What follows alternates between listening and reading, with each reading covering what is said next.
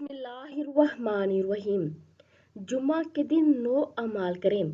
जुम्मा के दिन 9 अमाल जिन पर अमल करने से हर कदम पर 1 साल के रोज़े, 1 साल की नमाज का सवाब मिलता है। नंबर 1, सुबह और दिनों से कुछ पहले उठना।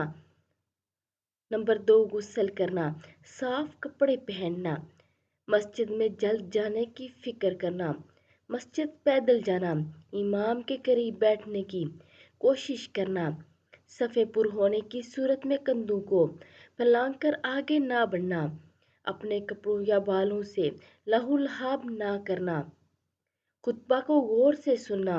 अलावा अजीज जुम्मा के दिन जो सूरत कहफ पड़ेगा, इसके लिए अर्श के नीचे से आसमान के बराबर बुलंद एक नूर ज़ाहिर होगा जो क़यामत के अंधेरों में इसके काम आएगा।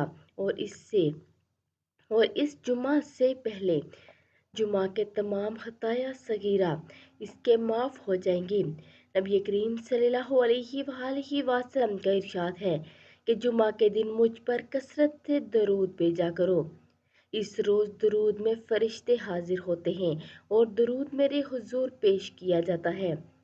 तो आप सभी जुम्मा के दिन ये 9 अमाल लाजमी करें और वीडियो को आगे लाजमी शेयर करें।